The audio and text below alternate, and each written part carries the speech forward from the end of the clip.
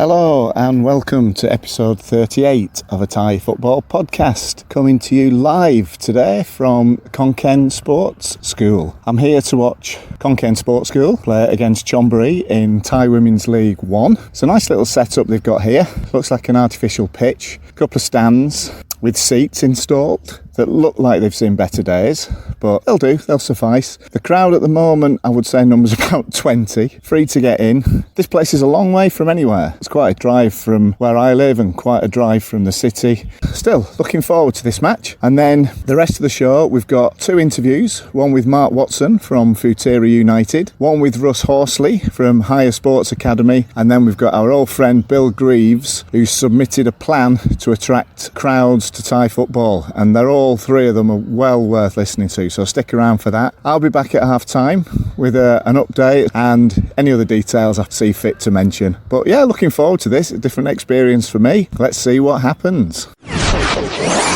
It's half time here and the visitors go into the break 1-up. Chonburi have completely dominated this game. I don't think I've seen such a one-sided game for a long time. I was going to say from 1 to 11 they look very impressive, but the keeper, apart from one easy save, has had virtually nothing to do all the first half. But very impressed with the Chonburi players. Like I said, they all look comfortable on the ball, they pass it around, there's a lot of movement, all very skillful. I am expecting more goals in the second half. Really, they should be 3 or 4 up. When the goal did come, it was a bad mistake by the goalkeeper. You've got to feel sorry for her. She hasn't really done much wrong, but she got caught in possession and Chonburi forward was left with an easy task of just slotting the ball into an empty net. Crowd's grown considerably. Like I said at the start, we were lucky if there were 20 people in, but I'd say we've comfortably in 3 figures now. It's quite encouraging to see. Nice little atmosphere, as you would expect. It's a great way to spend a Saturday afternoon, if I'm being honest. There's lots going on around the campus as well. Just like there's beach football going on behind me, there was some futsal being played earlier, some indoor 7-a-side football. There's obviously lots of people enjoying their Saturday afternoon. So let's see what the second half has in store. I'm not really one for making predictions, but really, if this doesn't end 4 or 5-0, I'll be very surprised. I think Khon Kaen Sports School will tire as well in the second half. There were 1 or 2 heavy legs out there towards the end of that first 45 minutes. They've tried, they've not given up, to their credit. Their number 10, who's the main striker, has been running herself into the ground, chasing lost causes, trying to make herself available as an outlet, but really I am expecting them to droop in this second period and Chonburi to take advantage. They do look a lot fitter, a lot stronger, better drilled. So let's see. Full time here at Khon Kaen Sports School. Final score, Khon Kaen Sports School 0, Chonburi 3. As I predicted at half time, it was pretty much one-way traffic through that second period. All credit to Khon Kaen, they never gave up, kept battling away. Based on what I've seen today, if anyone finished above Chonburi this season, they'll win the league. This side look very impressive indeed. They've definitely got a plan. They play to their strengths, that everybody knows the part that they're playing in the team. Very, very impressed with what I've seen today. Highlight of the second half, apart from the 2 goals, the Khon Kaen Sports School subs were warming up just in front of me, and I don't think I've seen 3 people enjoying themselves as much as those 3. They weren't doing much in the way of getting ready to go on to play a professional football match, but they were enjoying every minute of what they were doing, and it was so good to see. Bit of a contrast between the 2 sides, to be honest. Chonburi very, very professional, very slick. Everything they did, you can tell it's part of a professional club. It definitely had that stamp.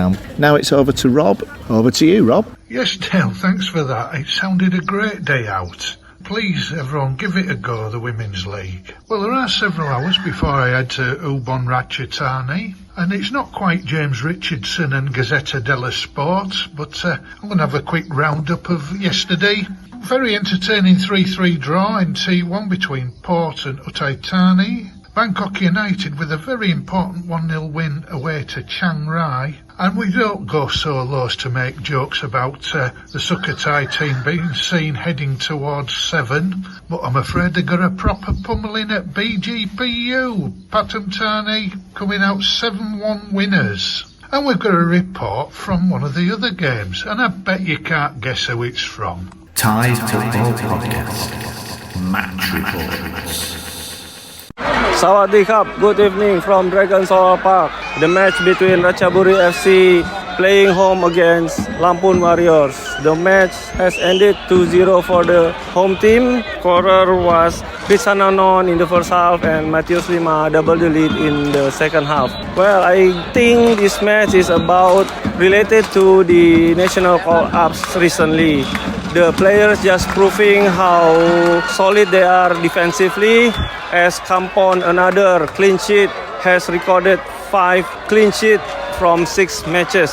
That is some record. Another one is Jonathan Kemdi, that he proved once again how solid they are defensively in the back and playing very well, also helping the attack. Come on, you Dragons! Thanks ever so much for that, Reza. Great report as ever. Fantastic to hear your enthusiasm. It's time to get ready for today's action in the Semi-Pro League North East region. Thai Football Podcast Match Reports. A warm welcome to the Muck Stadium here at Von Chavalitkul University in Korat for today's Semi-Pro North East League game between the students of Von Chavalitkul University and Royet. As you can hear, the atmosphere's already started, predominantly by the majority of the fans coming from Royet with a number of drums. Just to give an outline of the two teams here really, both have played 2 games so far and the students have lost both. Royet have got a 1-1 lost 1 ratio, so maybe my money's on the away team today. It's half-time here at the Muck Stadium and the score is Von Chavalitkul University 0, Royet 0. It's been quite a good first half really, been quite impressed with the endeavour and vigour that both teams have shown considering the conditions they're playing in. It's extremely hot here and to be honest the pitch is one of the worst I've ever seen really. Very patchy, very bone dry really, but the ball has invariable bounce in different parts of the pitch and it really has been a test for the players throughout, but they've tried their best and it's been thoroughly entertaining. Probably the score is a fair representation of how things have gone. Both keeper has pulled off a brilliant save and there's been numerous half chances. Let's see what the second half's got in store for us. Final score here at the Muck Stadium, it's Von Chavalitkul 0, Royet 1. Highly entertaining game and very little to choose between the sides. If anything, maybe Royet slightly a little bit more experienced than the youngsters, but they certainly gave it a go and I expected the score to be a lot wider at the start of the game. This was my first dalliance with semi-professional football here in Thailand and I must admit I was pleasantly surprised. I've seen many T3 games that have given less enjoyment than this one, without a doubt. The crowd played its part as well. I'd say roughly 200 people here with a good away following from Royet contributing to the atmosphere. Rob's Roving Report. Here we are, Ubon OMT Stadium, formerly the host of top-level football here in Thailand, and it is an absolutely superb venue. It brings to mind a upper-class National League ground in England, or perhaps a second level in Holland or Belgium. Close to the pitch, all stands with a fantastic view. Free admission this afternoon, it's close to the city centre, and I was a bit reticent about the chances of being able to get a beer, but there's plenty of stalls, shirts on sale for 390 baht, great selection of everything, welcoming staff, and a great place to come and watch football, quite simply. Anyway, today, there's 2 teams currently on 6 points above the competitors of this match. The visitors were top before yesterday. If they win today, then they will go back to the summit, 1 point ahead of the others. If Ubon Poly United win, they'll join the other sides on 6 points. So it's a good competitive competition here in the northeast. The visitors today from Udon Thani, not to be confused with Ubon, as many a visitor has found out when they've arrived at the wrong airport. So we'll see what today brings. Both teams coming into it full of confidence, no doubt.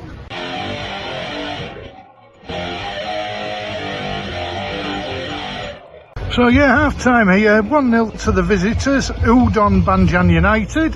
I've been downstairs to buy a beer. And what a view this is of a football ground.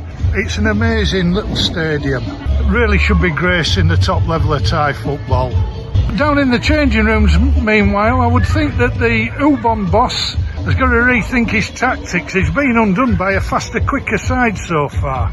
But 45 minutes to go. Will the youngsters carry on their rapid pace? We'll have to wait and see.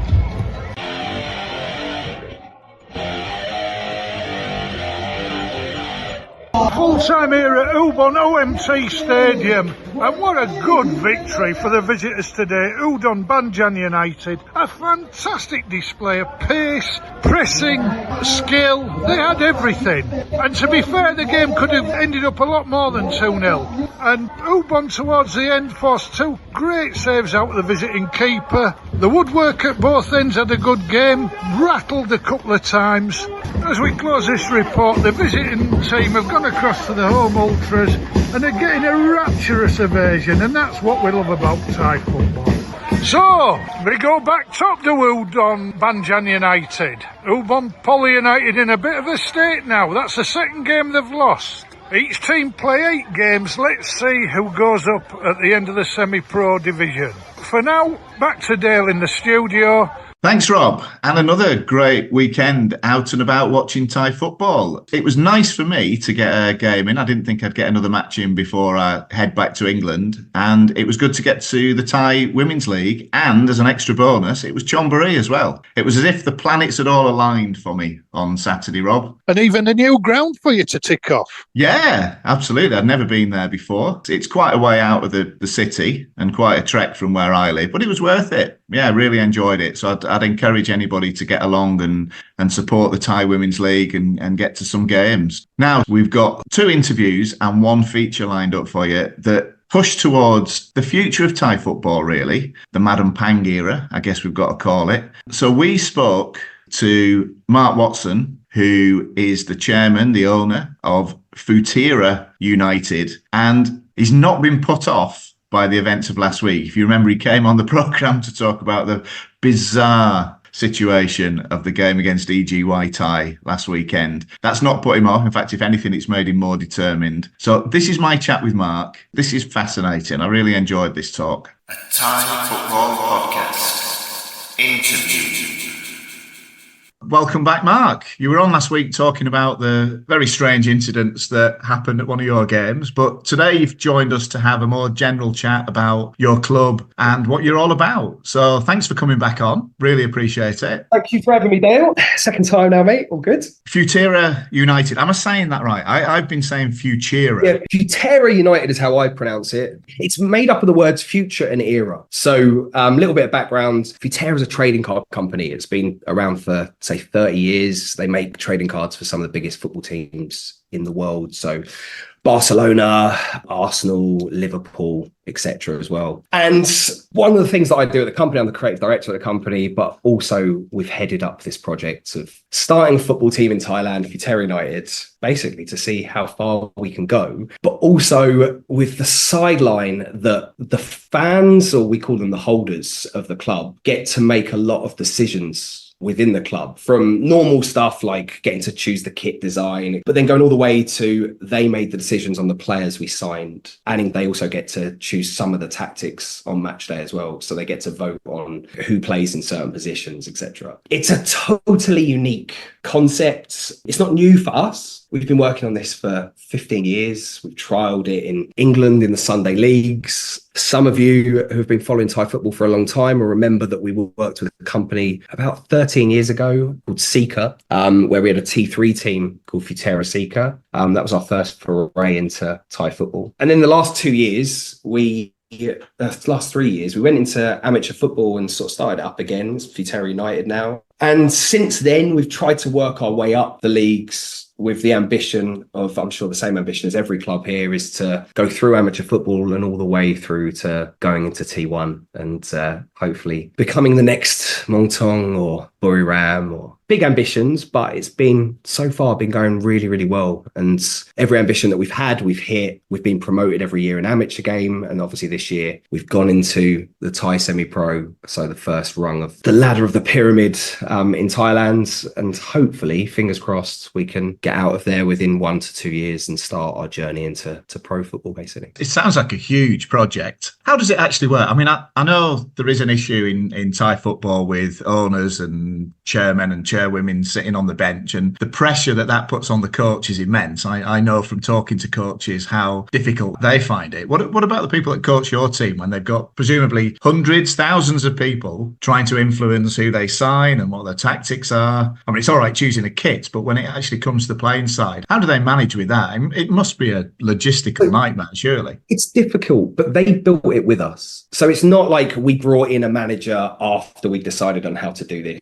I've known the management team for many, many years. I run an academy with them, the PSW Academy as well. Our head coach, Pizel Rumroy, he used to play for Thai Farmer Bank. He played for Thailand as well. He's been along for this journey from day one. So he understands how it all works. He sort of put his own input onto how to make this as perfect as it could be. And it's definitely worked. The coaches here have embraced it. I don't speak a word of Thai and they don't speak a word of English. So we found a way that we can all communicate together. But so far, like, to give you the statistics, in league football in 2 years, we've lost 1 game. Going into this season, we've got a good chance, I would say. They're very good coaches, but they work with the fans / holders to sort of make sure that everybody's making decisions that we're all happy with. Like, they give them, say, 4 votes for every single game or 3 votes for every single game. So if the coaches can't quite work out who should play left back for that game, that will be a vote that's put up. Like, if you're an Everton fan, you're not having to vote every week to see if Jordan Pickford's in goal, for instance. But you might have to decide who's playing, like, is it Calvert-Lewin or is it Beto up front, etc.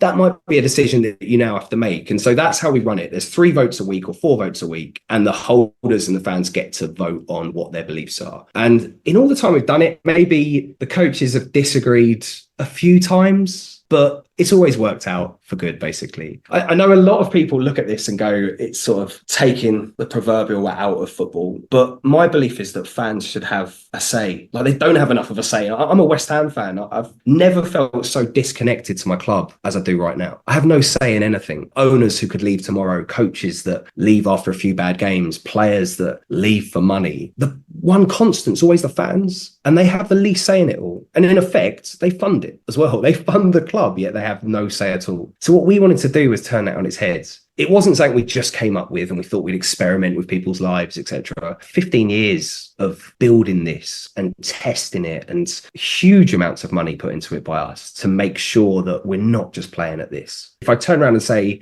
our ambition is to get to T1, we have a roadmap to try and get into T1. This is not a club that doesn't want to get promoted. It's not a club that's doing it because they want, I was going to say something there, but like that they want the clout, if you like. We literally want to get promoted every year if we can, and we will put the backing behind it to make that happen. I think that makes us pretty unique here, basically. Oh, definitely. That passion's certainly coming across, Mark. I'm certainly getting that from you, without a doubt. Now, what about the holders? How does someone become a holder? Do they approach you, or is there some sort of secret society on the dark web that you have to go through to get involved? A little bit like that. We use the blockchain. So they buy a token, the NFT token, which allows them 1 vote, basically. They then use the blockchain, and we have like a voting system that's built on the blockchain for them to go on and then put their vote in every week. Some guys will go out and buy huge amounts of the tokens, so they've got a bigger vote. And that's also how it works.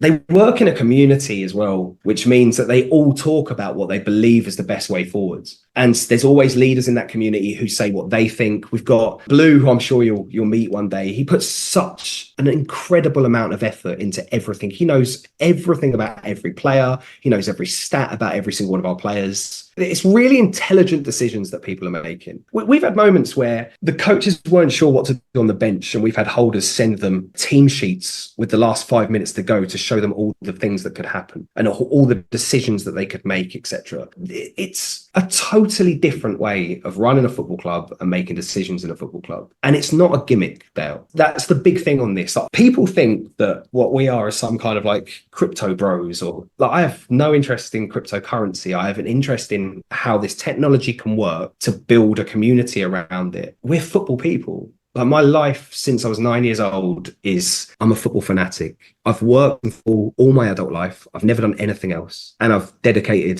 as I said, 15 years of my life to this one concept, to try and prove that it can work in the way that I believe it can work. It's certainly not what I think people believe. There's many clubs that have been built off the back of people just trying to get funds off a big group of people, and then they put it into the club and the club goes to ruin. For us, everything is literally thought through to the nth degree. And we have very experienced people behind it to make sure that we're not doing things in the wrong way. And to top it off, we have an absolute banging kit. That's the other thing as well, Dale. The fans get to vote on what the kit looks like. And I don't know if you've seen it. It's black and gold, and it's pretty special, I've got to say. It's every year we really pride ourselves on kits. We sell insane amounts of kits around the world compared to what you would think an amateur football club in Thailand would be able to sell. And it's because of what the kit looks like. So we manufacture our own kits. We have our own teamwear company as well. We built a production team from scratch to give people jobs so that they could become a production team and basically stream every single game. We have commentary in English on every single one of the games. When I say commentary, it's more all of us sort of shouting at the referee. The club is built around new tech, but at the core of it is football culture and understanding why, as a 9-year-old boy, I was so taken by this like beautiful game that we all spend all our time watching and thinking about. And this is my sort of, without being ridiculous, it's sort of my love letter to football, basically. And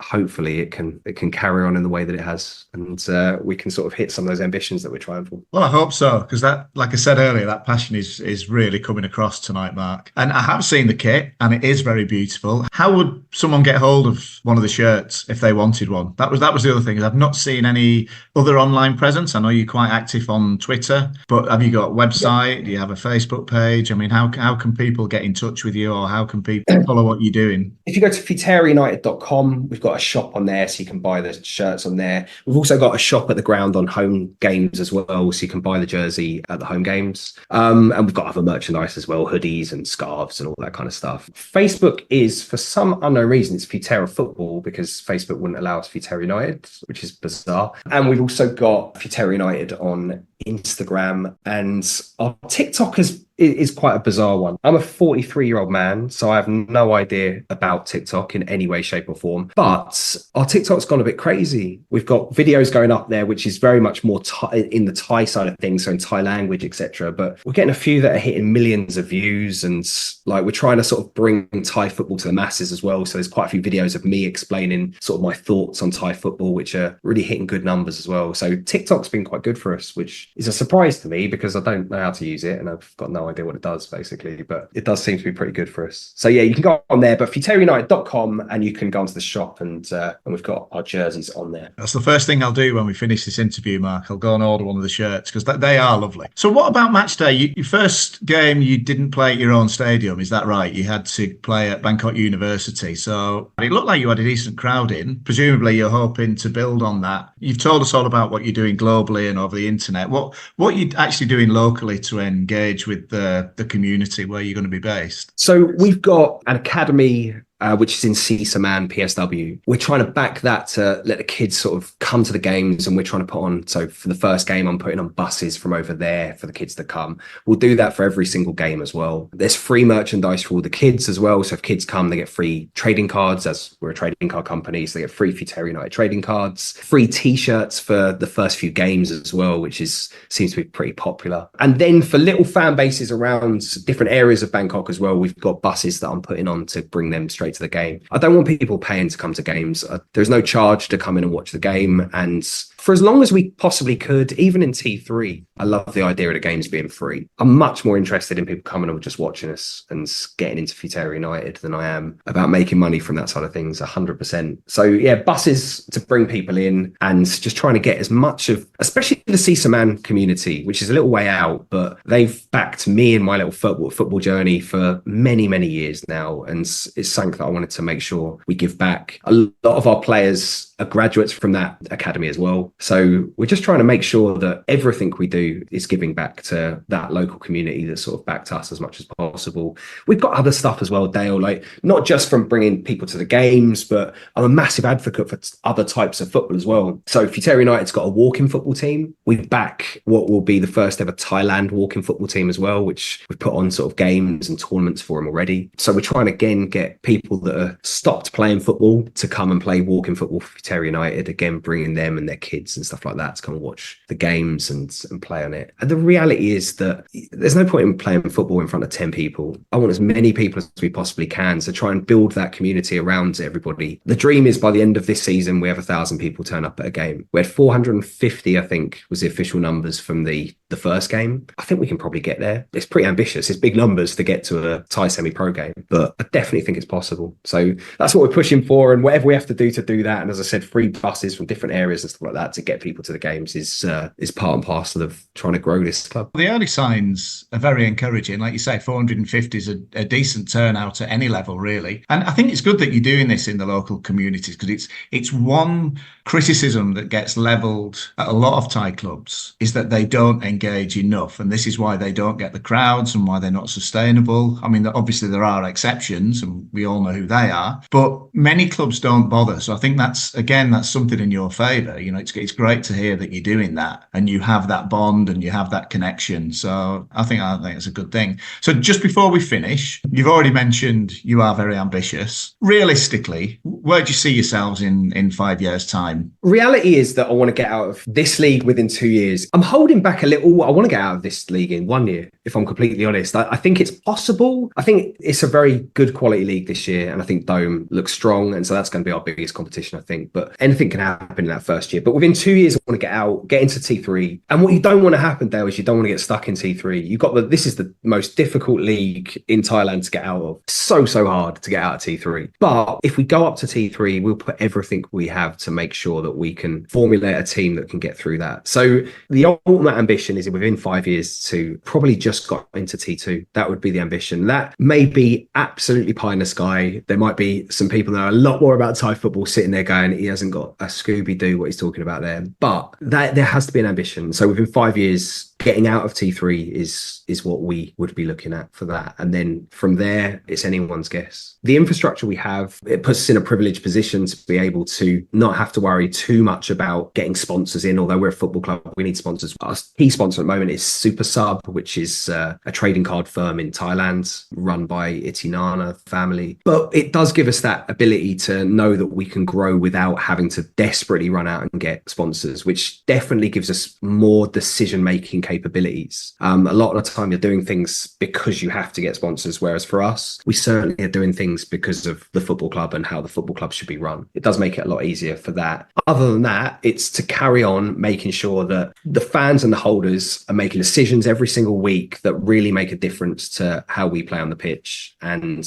what happens and goes up there. Because again, these guys, the holders, have been with us since day one, and it is like a big community now. We all talk on a daily basis. I don't know any other club where you're talking to the fans, the holders, etc. on a daily basis. They're telling you their thoughts, etc. For them, I want to try and see how far we can go, because it's definitely a group effort alongside the coaching team with Coach Den and Coach Breeze. The players who have taken to this, you know, if somebody tells you that a guy 6,500 miles away is going to vote on whether or not you should play left back, I can understand if a player may be slightly sort of peeved if he doesn't then get in after the coaches see that he'll be training, etc. each week. But the players have absolutely taken to it. We've got players that go into our forum, our Discord, and talk to the fans as well, tell them how how they're getting on. There's definitely a lot of communication across the board. So whatever we can do to build that club there and make it as successful as it possibly can be. That's been absolutely fascinating. Thanks so much, Mark, for coming on. I think people listening to this probably got a much clearer idea of what you're trying to do now, and you've probably shattered a few myths there as well. So thank you. I do appreciate that. And I am going to go and order a shirt. And the second thing I'm going to do after I've done that is I'm going to look for your Walking Football,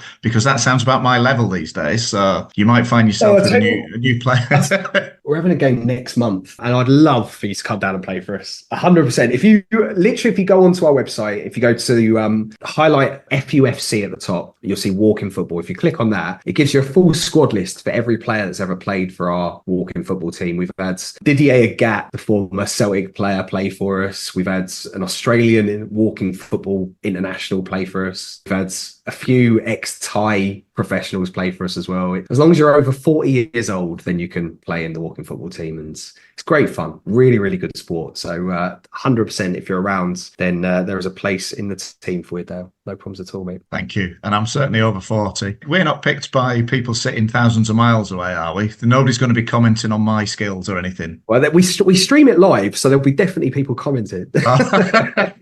Right. I'm not the best player myself, though, so I have to put up with a little bit of stick, I think, when I'm playing. But other than that, it's a lot of fun. It's a lot of fun. Yeah, I used to really suffer with when my dad came to watch me play football. When I got to about 12 or 13, I banned him from coming. I couldn't stand the abuse and the stick he gave me. So anyway, like I said, mate, that's been absolutely brilliant. Thank you so much for taking the time to come on. Really appreciate it. And we'll be following your progress, not just this season, but beyond as well. So thanks very much, Mark, and good luck with your project. Well, to anybody who's listening as well, if you come down to a game, come and find me, show me yourself as well, and we'll look after you at the game as well. So anybody fancies coming down, certainly come and see me. It'll be great. Yeah, fantastic, Mark. I hope we catch up in the few weeks to come. I went to see Forterra in an away game in 2013, and Mark was most welcoming. And my biggest surprise listening to this interview, that they were still sticking by the same guns. I saw that they've been going for a couple of years in the Bangkok Premier League. What I didn't realise, they carried on with the same concept. It's a fascinating concept, isn't it? I mean, I do remember the days of Futera Seeker, and I think most of us who were around at that time were quite cynical about it. But having spoken to Mark, you can have your thoughts, and it's not the traditional way to do things, but his love of the game definitely came across. And if you take him at face value, which we have to do, he's doing it for all the right reasons. The way he talked about fan involvement and the way that club owners treat the supporters, and we've all seen it, whatever level or in whatever country we've watched football. So it's a revolutionary idea. Now, whether it works for everyone is another matter, but they certainly seem to be on the right track, don't they? They do. I remember a few years ago, there's a club formed in England called #United. It's not quite the same as Futera, but it's basically complete out-of-the-box thinking. It involves the YouTube stars. I don't completely understand how it works, but it attracts youngsters in the droves watching and buying merchandise, watching online, going to games. And the non-league forum, the abuse that they were taking and how ridiculous it is. We've sometimes got to remember that it's not just about 50-year-old white Farang. Absolutely. And you mentioned the merchandise there, and that was one thing that stuck out in the interview. Big deal is made out of, the amount of replica kits that Buriram United sell, and quite rightly, that's very impressive. But it seems like, and I certainly got the impression talking to Mark, that they sell even more. And that's kind of gone under the radar, hasn't it? Well, it's worldwide, isn't it? Technology and the internet and everything. These things that I try and grasp, but I don't understand fully. And I think sometimes we overlook it or just ignore it because we think it's silly. But they are proving a point. If they can get 450 and ship the fans across the city from where they're based to a semi-pro game, they're doing something right. And the fact they're engaging with the local community, that's a huge thing, because that's, again, something that, as I said in the interview, that's something that comes up quite often, that Thai clubs tend not to do that. So that's another thing in their favour, isn't it? Definitely. If they can get a ground near their academy that's suitable for T3 and they manage to go up in the next few years, who knows? Now, Mark mentioned the very nice Futera kit during the course of our chat. which was voted on by the fans. And as you know, we have a regular fashion expert, Claire, on the programme. So I did ask Claire for her thoughts on the Futera United kit, and this is what she had to say. Hi Dale, I've had a look at the shirt and these are my thoughts. To be honest, it doesn't really look like a football shirt. It reminds me of the American baseball umpire shirts. It's got a kind of vintage feel, which I think it's the combination of the black with the sort of ecru cream colour. And I think the simplicity of it as well, compared with some of the shirts that you've sent, it doesn't have too many diverse features. Simple badges, everything's the same colours, keeps it nice and simple. I wouldn't go as far as to say I like it, but it's definitely not as bad as some that I've seen. That's brilliant. Thanks, Claire. Yeah, she's got a good eye for fashion, as Claire. Moving on, our next interview is with Russ Horsley, the owner of Higher Sports Academy, sometimes known as Soccer Planet on Twitter. And they're kind of a couple of steps behind Futera United, but their ambitions lay in very similar areas. So this is the chat that I had with Russ. And then at the end of this, Rob and I'll dissect it again. A Thai Football Podcast. Interview. I'm joined now by Russ, and Russ is from the Higher Sports Academy. So hello and welcome to the podcast, Russ. Hiya, thanks for having me on. Looking forward to this. No, you're more than welcome, mate. It's always great to have new people contributing to the podcast. Before we begin, can you just tell us a bit about yourself, your background, your involvement in football has been, and how you ended up running this academy and coming over to Thailand? Yeah, sure. So I'm a frustrated player who got injured when he was 17, so I had to stop playing. Took all my coaching badges, and I've always worked in football and education, combining the two. So I was one of the founders of the English Colleges FA, which is an organisation that found Nick Pope before he became a professional and England international. And I've worked for numerous clubs in Europe, several different countries. I've worked for Fulham, Leeds United, Leicester City in England, but I've worked in places such as Bulgaria, Lithuania, Cyprus, Spain, Gibraltar. Thailand really comes from an academy I was working on in Spain, and a young Thai boy came to the academy and he really struggled. He was a great lad, really intelligent, but from a football point of view, he really struggled. And we analysed why that was and ended up with the solution that actually we could deliver an academy in Thailand which would solve some of these problems. Then COVID hit and it delayed us. So we're a little bit later than we would have hoped, but we're now here and we'll start our academy in Thailand in August. That sounds great. And it sounds like you've got the perfect background to be involved in something like this as well. Very varied. And because I think a lot of people come here and they haven't really got much experience of travelling around and experiencing different cultures. And as you're probably aware, Thai culture being as it is, you've got to adapt to fit in. And there are things that you'd probably get away with in England that you wouldn't get away with here, and vice versa. Absolutely. Well, I'm a qualified UEFA coach and coach educator with the FA in England. And as I say, I've worked in multiple different countries, but I've spent 18 months now pretty much non-stop in Thailand. So doing a lot of research, talking to a lot of people, getting to know the culture, as you say, getting to know the football culture, which is obviously very different to Europe, and making sure we've got everything lined up and a programme that we think can provide a good pathway for young players who are looking to play professionally, either in Thailand, Asia, or further afield in Europe, or even the Middle East, where I've got my own professional club. So whereabouts in Thailand will you be based? We're looking to be based in Phuket, which obviously south of Thailand, but there's already talks about possibly having two camps, one in Phuket and then one around one of, either Jamai or Wahin, or two opportunities as well. So I think very quickly we'll end up with two campuses, but the main one, the first one, will definitely be in Phuket. And how are you going to go about recruiting players? What's the process involved there? Well, it's twofold. First of all, we want to recruit locally and internationally. So it's an international programme. How we'll go about that is through our own football networks. We work with numerous FAs around the world, but also bringing in local people who are familiar with Thai football, who have been involved in Thai football for multiple years, and who have good networks to young players and the schools that are currently offering various types of football programmes. We're looking for 24 players in year one, so that'll be for August. And we're looking for a mixture of local players, but also from further afield. And we actually think by bringing some international players into this, it'll help the local Thai players develop as well, so that they get used to our international players train and play. Yeah, that sounds like a really good idea. So are you able to tell us who these people you've got involved are, or is that top secret? Could be somebody I know, that's the thing. Yeah, we're just going through interviews at the moment, and we're talking to multiple people, but we've just agreed to work with a guy called Coach Ken, who's a former professional player in Thailand, qualified coach, and he's got African links as well. So he'll be very key to us in terms of recruiting players. What about the age group of the players? What sort of ages are you looking at starting the kids coming in? Right, so to start off with, it's more senior players. So we're going to be looking at 18 plus, and we're almost looking at it sort of being a gap year after players have finished their senior school education before they go on to university. But we are hoping to extend that in year 2 down to 16 to 18-year-olds and potentially into building our own private full-time school. That said, any player joining us at 18, we've got multiple university and education partners around the world. And if people do want to do an education package whilst they're with us, we can help them do that and give them the time within the programme to continue their studies. So we think we've got all angles based. And I say the long-term aim is to work through the age groups. But to begin with, we'll start at 18 to 21. And is this just boys, or is it open to boys and girls? We're open for both.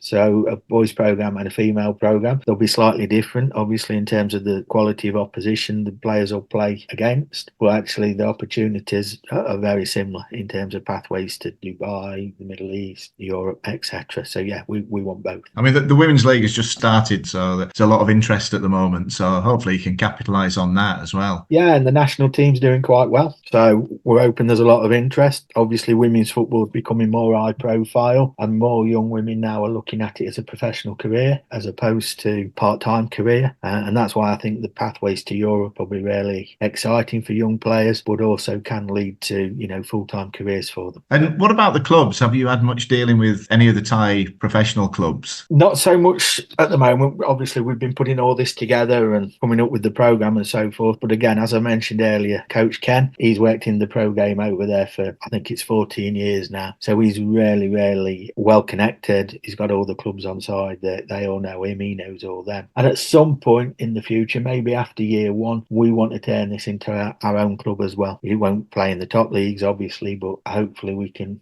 play in the lower leagues, and that gives more experience and more pathways to our players. But we want to play against the pro clubs in Thailand, and we think it'd be beneficial for them in terms of their recruitment and obviously enhances our programme. But we're not just limiting the experience to Thailand. We want to play clubs from across Asia, Vietnam, Cambodia, etc.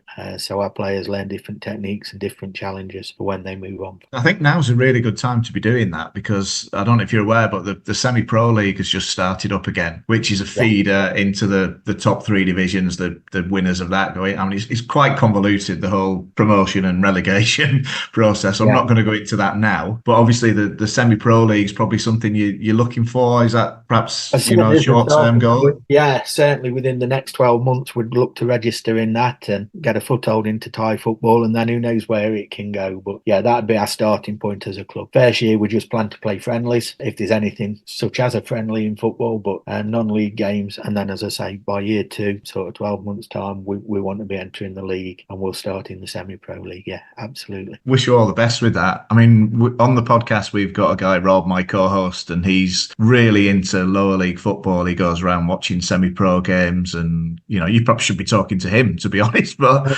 he's really very knowledgeable. Yeah, it sounds like he'd be really useful to talk to and have a conversation with. So we'll pencil that one in for some time, not too far into the future. Yeah, I'm sure he'd love that. I mean, it's his passion. He does get around to a lot of lower league games, and so yeah, I'm sure he'd be very useful, and he'd be more than happy to share what knowledge he's got as well. No, I really appreciate that. And semi-pro football is a really good launch pad for young people. It's that stepping stone in professional football. So we see that as a really important next step for us once we've got the programme going. It's fascinating talking to you, and like I say, you're very ambitious, and I do wish you all the best with it. As you're probably aware, it's not always that easy in Thailand. Things can take time, and there are lots of little frustrations along the way, but you sound like you're prepared to deal with all those. Yeah, as I say, we've done our research, and we've not rushed into this. We've spent a lot of time looking at it, and the people we're bringing into it are really knowledgeable around Thai football and have been involved in it at all levels for many, many years, and they'll be vital to the success of the programme and our integration into Thai football, really. So we're really excited about it, and yes, it's a challenge, but it's a wonderful opportunity, not only for us, but for the young players that will be joining the programme. Well, I wish you all the best with it, Russ. And Will you come on again in a few months' time to let us know how you're getting on? I'd love to. That'd be great. Yeah, absolutely. And once we're up and running, you're more than welcome to come along and spend a day with us and interview some of the boys as well. Oh, that's great. Thank you. I won't need asking twice, mate.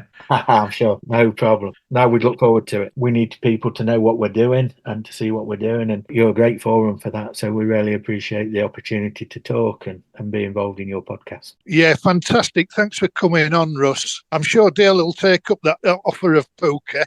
But you're absolutely right, Dale, at the start of this. Great optimism, and I think they've got a good foundation to succeed. They couldn't be based anywhere better than Phuket because it's probably the easiest semi-pro area to get into the T3. Although it's in the news for all the wrong reasons just lately, isn't it? They might want to check all the paperwork and make sure they've not encroached on any public land or anything, and mind the P's and Q's when they're down there. But don't be signing any Swiss players on. That's a tip. I'm sure they've done all that. I mean, Russ did say they've been very diligent. And again, it's fantastic. They want to invest and they want to try and do something. And it'd be interesting to see if, Russ has already got that club in the Middle East. So if they can set something up in a couple of years here, who knows, 10 years from now, we could be talking about Phuket Town against Futera United in T1, challenging for the title. Many people have tried and failed in Phuket to have a successful Thailand League club. So there is a chance, there's a big market waiting to be grasped if it's done correctly. I agree. I had a couple of friends who followed the old Phuket team, and they were convinced for a while that, they were going to be Premier League as it was then, TPL. But sadly, things didn't work out. So, yeah, here's hoping. And again,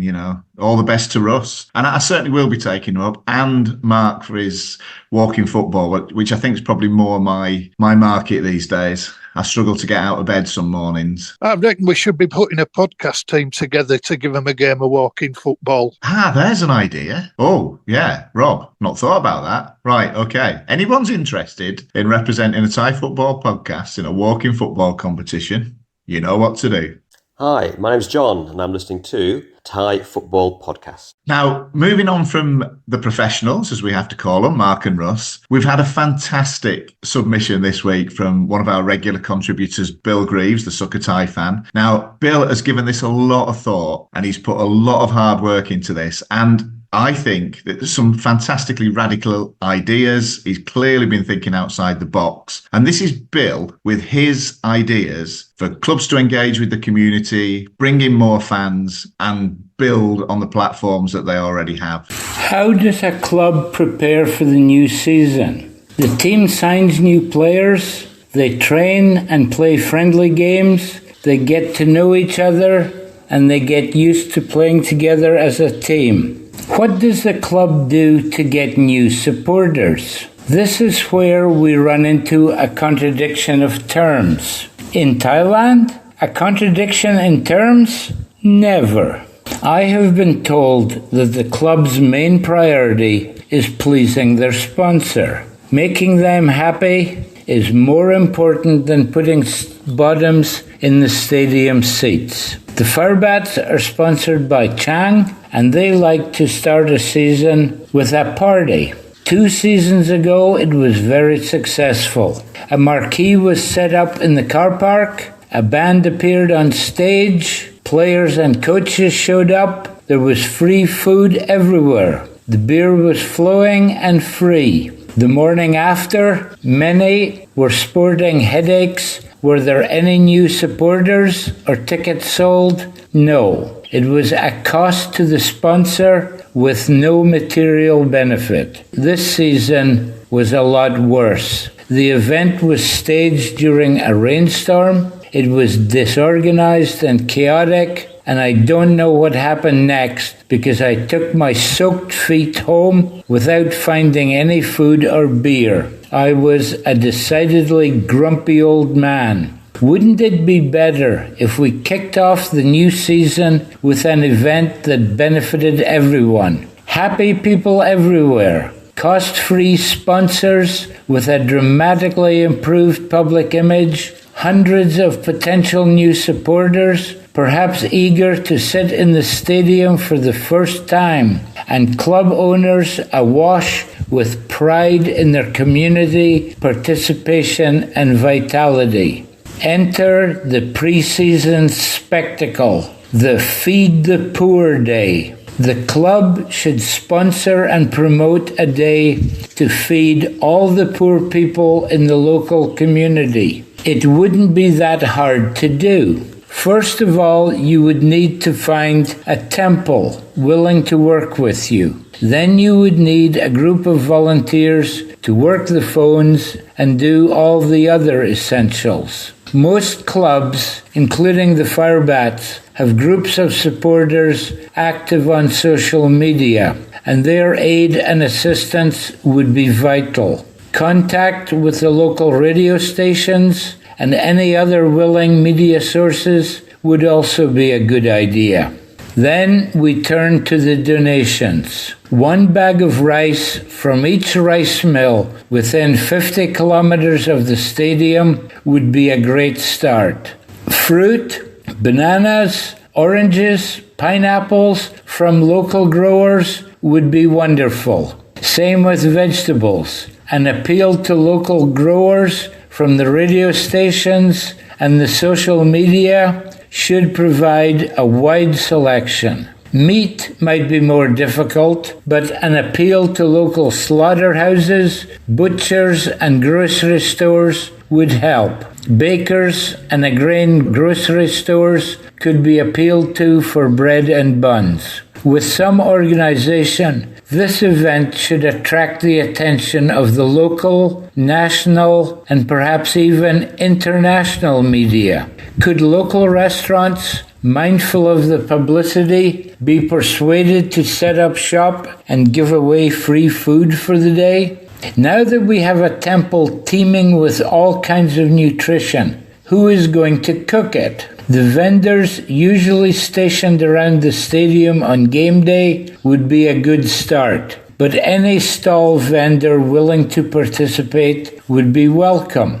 Then, how do we get the poor to the temple? We use songtaus and tuk-tuks. Every batch of poor that they deliver to the temple, the driver will be rewarded with a ticket to the opening game. In fact, tickets to the opening game would be the currency used to reward cooking vendors, radio stations, and everyone willing to donate their time for the benefit of the Feed the Poor Day.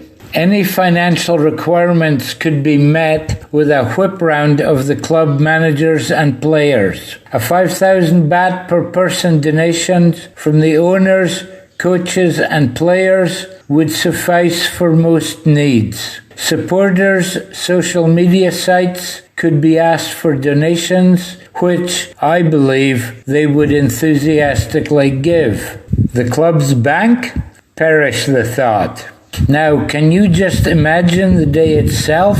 Songtaus and tuk-tuks dropping off the poor and hungry, monks busily helping everyone, vendors cooking up all kinds of food, and restaurants open for business. Club owners and executives strutting around in their club blazers, players in their tracksuits. The proudest and happiest of all would be the Chang executives. Always cursed with making enormous profits by selling the evil beer, Chang executives could now sit back and smile as they charitably give away free, healthy, clean water to the assembled masses. A wonderful day for all. The pride enjoyed by the club owners, executives, and sponsors would be incalculable. And then the home opener itself for the new season. The seats would be full from all the free tickets given away. Many coming to a game for the first time, hopefully returning for more. Pre-game, the scoreboard would be presenting a never-ending clip of groups of helpers. Rice mill people donating bags of rice, farmers donating fruits and vegetables, groups of vendors cooking up food, tuk-tuk drivers with poor people, songtao drivers clutching free tickets, club and sponsors, executives wearing enormous smiles and grins, and please, just for me, a group of smiling Chang girls handing out free bottled water. An essential free Feed the Poor activity would be ensuring that every donor and every helper was photographed for the stadium thank you. Pride in the club and from all and sundry would be enormous. The club would be firmly established as part of the community. All that would be missing is a win on the park.